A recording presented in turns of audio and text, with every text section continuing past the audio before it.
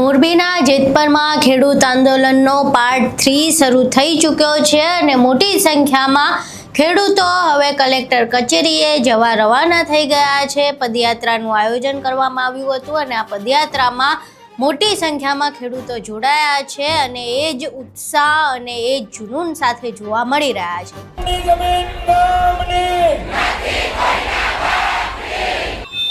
અમિત તું જાડી ચામડીવાળો હો, ભૂપેન્દ્રભાઈ ને કહેવાનું કે અમિત શાહ ને તો જાજુ કહેવાનું, ગુજરાતમાં તું આવતો નહીં તો જોઈ લઈ, અમે બંગડીયું નથી પહેરી।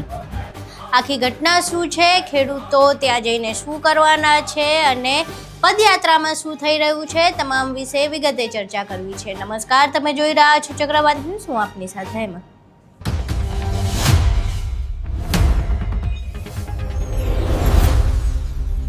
છેલ્લા ઘણા મહિનાઓથી વીજ પોલની સમસ્યાને લઈને ખેડૂતો પરેશાન છે અને આને લઈને જ મોરબીના જેતપરમાં છેલ્લા ઘણા સમયથી આંદોલન કરવામાં આવી રહ્યું છે।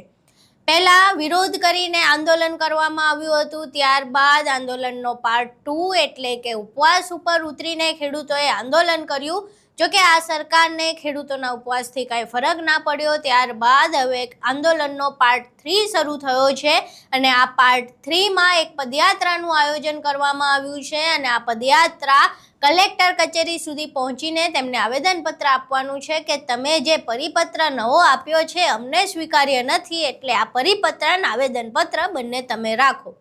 મોટી સંખ્યામાં ખેડૂતો આ પદયાત્રામાં જોડાયા છે અને ખૂબ જ મોટી સંખ્યામાં એક જ અવાજ, એક જ સૂર સાથે આ લોકો જોડાયા છે, જેમાં સરકાર સામે રોષ પણ છે, ખાનગી વીજ કંપનીઓ સામે પણ રોષ છે, આ સિવાય ખેડૂતોની એકતા પણ જોવા મળી રહી છે।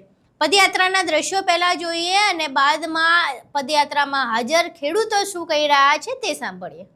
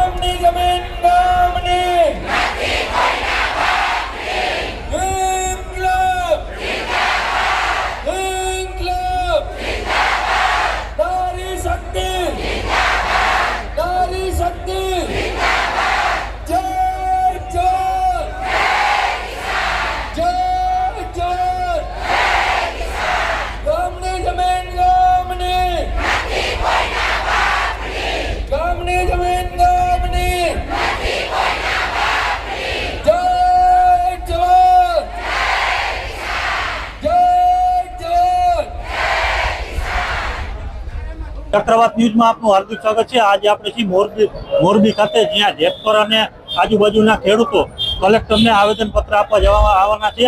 નંદલાલ કુંવરજી રાપર સરકારને કહેવાનું કે 182 ધારાસભ્ય હે એ શું કામના પટેલના દીકરા હો અને પટેલને તમારે હક આપવું હોય અને આ પોલીસ વાળા ન રાખો તો જોઈ લઈ, અમે બંગડીયું નથી પહેરી। ભૂપેન્દ્રભાઈ ને કહેવાનું કે અમિત શાહ ને તો જાજુ કહેવાનું, ગુજરાતમાં તું આવતો નહીં। અમિત તું જાડી ચામડીવાળો હો અને અમે એકલા નથી મરી ગયા, તમે પોલીસનો ઉપયોગ કરો અને આવો, અમે ખબર પડે, અમે બંગડીયું નથી પહેરી। એક છેલ્લે મોરબી આવી જો, ખબર પડે તારી અમિત શાહ ને કઈ જાડી ચામડીવાળો 182 ધારાસભ્ય મરી જાઓ, ઢાંકણીમાં પાણી લઈ, એમાં તો હજાને કહેવાનું છે।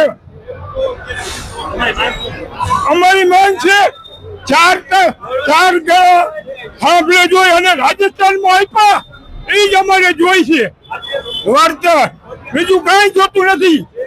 ઉપરની મારું ગામ રાપર, જેને આવું એને છૂટ છે, અને જે આગળ પડતા હોય એના કારખાને રેલ પડે. અમે બંગડીઓ નથી પહેરી, હાલો અમારી ઘરે ખબર પડે પોલીસ વાળાને. ખનીજ ખાતા વાળા ક્યાં મરી ગયા, આ વેકુ હાલે હે, માટી હાલે હે, ક્યાં જાઓ હપ્તા ખાઓ, તમારા છોકરા નકર ખાઈશું. શેમાં નોકરી કરતા? અને વર્કર હતો PWD માં. અત્યારે આ ખેડૂતો આંદોલન કરી રહ્યા, શું કહેશો? આ ખેડૂત આંદોલન જે કરી રહ્યા છે એ પોતાના હક માટે લડી રહ્યા છે, અને ખેડૂત એકતા જિંદાબાદ, ખેડૂત એકતા જિંદાબાદ, ખેડૂત એકતા જિંદાબાદ. આ ખેડૂતોને વળતર કેટલું મળવું જોઈએ કાકા? ખેડૂતોને વળતર એના પોતાના કુટુંબની 3 પેઢીનું પૂરું થાય ને એટલું વળતર મળવું જોઈએ. એ ઓછું અમને ખપતું નથી, અમને સંતોષ નથી. મારું નામ ઉમેશ જાકસણીયા, ગામ જૂના ઘાટીલા. આજનું અમારું આયોજન જે સરકાર દ્વારા GR બહાર પાડવામાં આવ્યો પરિપત્ર, એ અધૂરો છે. અમારી માંગણી પૂરી સંતોષાણી નથી.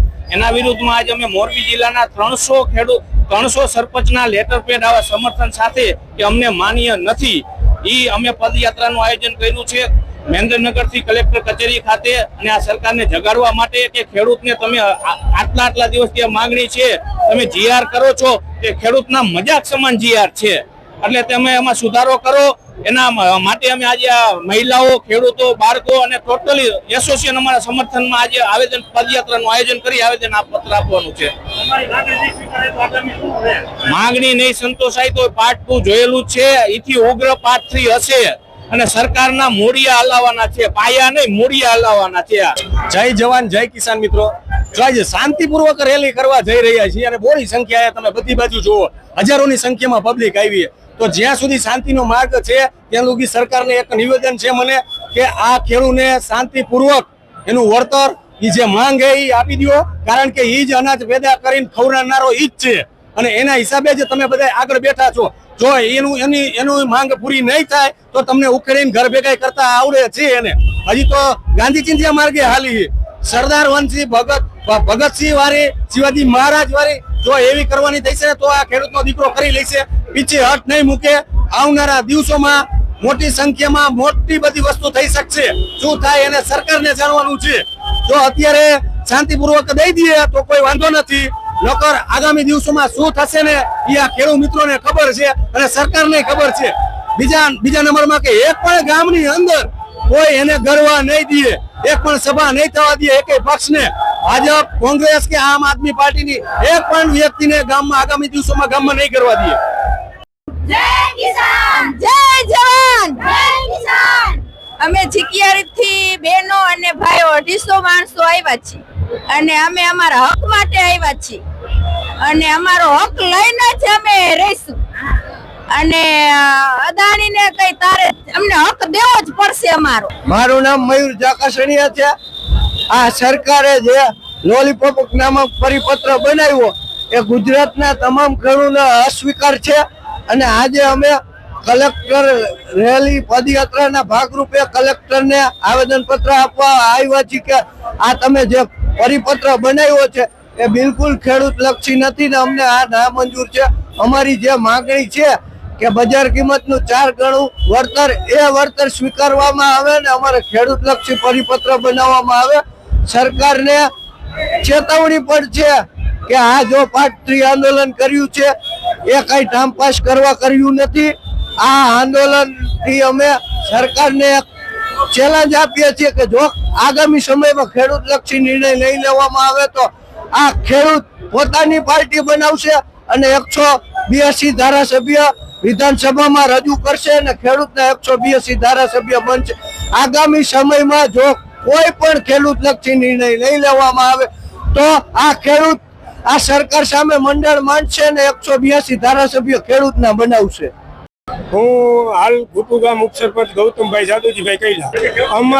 અમારે અત્યારે આ ખેડૂત આંદોલનનું પાર્ટ 3 એટલે કે અત્યારે કલેક્ટર સાહેબને અમે આવેદનપત્ર આપવા જઈ રહ્યા છીએ કે ગામો ગામથી લેટર પેડ આવ્યા છે કે ભાઈ અમને આ 2 ગણું વળતર મંજૂર નથી, અમને 4 ગણું વળતર કરી આપો અથવા તો થાંભલાથી 2 કરોડ રૂપિયા કરી આપો. સંદીપ કાલરિયા, જ્યારે આજે સરકારે પરિપત્ર જાહેર કરે છે જે ખેડૂતોને લોલીપોપ સમાન પરિપત્ર આપવામાં આવ્યો છે, ત્યારે આજે સમગ્ર ગુજરાતના ખેડૂતો એકતા થઈને અમે કલેક્ટર પાસે જવાનો છે કે આ તમારો લોલીપોપ અમને મંજૂર નથી ને આ જે રીતે કાયદાની અંદર પ્રાવધાન છે કે ખેડૂતોને બજારના 4 ગણા વળતર આપો એ અમારી મુખ્ય માંગ છે. જો આ સરકાર આવી રીતે શાનમાં નહીં સમજે તો આવનારા દિવસોમાં સરકારને ઉખેડી ફેંકતા પણ વાર નહીં લાગે. અમે ગામો ગામ જઈને આખા ગુજરાતના ખેડૂતોને જાગૃત કરીને તાલુકાએ જિલ્લા મથકે અમે સભાઓ કરશું ને આવનારા દિવસોમાં ગુજરાતમાં મહાપંચાયત બોલાવવામાં આવશે. જો ખેડૂત શાનમાં નહીં જાવ તો 2070 ની કઈ દૂર નથી. અમારે જે અત્યારે જે પરિપત્ર હતો એ અમને અત્યારે મંજૂર નથી 2 કરોડ, અમારે 4 કરોડ છે ને ચોક પાડવામાં આવે છે કે ટાવરે તમે કેટલા દેવાના છો. તમે ચોક પાડી ગયો અમે જો કે બિન ખેતી કરવામાં જાય એટલે અમને યોગ્ય એ માપ રહ્યું ને જે બિન ખેતીનું એ જ માપ જોઈએ. અમારે ડબલ વળતર આપવાનું એમાં કઈ અમને દેખાતું નથી કે ડબલ વળતર છે એવું. અમારે 4 ગણું વળતર જોઈએ છે. 4 ગણું વળતર ને બિન ખેતી જે થતી હોય એ જ માપ જોઈએ છે. નિલેશભાઈ માગ છે 4 ગણું જે વળતરની જે આપણે મનમોહનસિંહ ની સરકારમાં જે બજાર ભાવના 4 ગણા જે કહેવામાં આવ્યા હતા એ જ આપણે માપ જોઈએ છે. મારું નામ કિશન પટેલ, હું મોરબીથી છું. હું પણ એક ખેડૂતનો દીકરો છું. તમે જોઈ શકો છો કે કેવડી બહોળી સંખ્યામાં આજ ખેડૂતો ભેગા થયા છે. જેતપરની છાવડી હોય, મોરબીની રેલી હોય કે પછી કલેક્ટરને આવેદનપત્ર દેવાનું હોય, જ્યાં પણ ખેડૂતની લડાઈ થાય છે ત્યાં ખેડૂતો ભેગા થાય છે. સરકારને કદાચ એવું માનવું હોય કે આંદોલન જેમ લાંબુ ખેંચશું એમ વિખાઈ જશે, તૂટી જશે, નબળું પડશે, તો એ ક્યાંક ને ક્યાંક સરકારની ભૂલ છે. આંદોલન કોઈ શરતે નબળું પડવાનું નથી. ખેડૂતો પોતાની માંગ સાથે અડગ છે, અડીખમ છે. તેઓ પોતાનો હક લઈને રહેવાના છે. કદાચ સરકાર જેટલું આને લાંબુ ખેંચશે એમાં સરકારને જ ક્યાંક ને ક્યાંક નુકસાન જશે. જેથી કરીને મારી સરકારને વિનંતી છે કે તમારે આ આંદોલનને તોડવા માટે કોઈ પ્રયત્ન ન કરવા જોઈએ, પરંતુ ખેડૂતોની જે પણ માંગ છે તેને બને એટલા ઝડપથી તે માંગને પૂરી કરવાના પ્રયત્ન કરવા જોઈએ. અહીં તમે ખેડૂતોને સાંભળ્યા. હવે સીધી જ રીતે તેઓ ટસથી મસ્ત થવા તૈયાર નથી ત્યાં સુધી કે 182 ધારાસભ્યોને ઢાંકણીમાં પાણી લઈને ડૂબી મરવાનું કહી દીધું છે ત્યાં સુધીનો રોષ છે. કારણ કે 19 દિવસ સુધી ઉપવાસ કર્યા હોય એટલે પછી હવે આ સ્થિતિ આવે એમાં કોઈ નવાઈ નથી. કારણ કે સરકારે એમના પારણા કરાવવાની તસદી જ નથી લીધી, એમને સાંભળવાની તસદી નથી લીધી. એટલે બની શકે કે ખેડૂતોમાં આ રોષ હોય. હજુ તો ખેડૂતો ગાંધી ચિંધ્યા માર્ગે અને શાંતિથી જ વિરોધ પ્રદર્શનો કરી રહ્યા છે, પરંતુ હવે તેમની માંગ ગાંધી ચિંધ્યા માર્ગે ક્યારે પૂરી થાય છે અને સરકાર તેમની માંગ ક્યારે સાંભળે છે તે જોવું રહ્યું. આખો વિડીયો તમે જોયો, વિરોધ પ્રદર્શન જોયા, પદયાત્રા જોઈ અને ખેડૂતો પદયાત્રામાં શું કહી રહ્યા છે તે પણ સાંભળ્યું. આ તમામ બાબતો જોયા અને સાંભળ્યા બાદ તમારું આ ઘટનાને લઈને શું માનવું છે તમારા મંતવ્યો અમને કોમેન્ટ બોક્સમાં જરૂર જણાવજો. વિડીયો પસંદ આવ્યો હોય તો વિડીયોને લાઇક કરજો, શેર કરજો અને અમારી ચેનલને સબસ્ક્રાઇબ કરવાનું ભૂલશો નહીં. નમસ્કાર.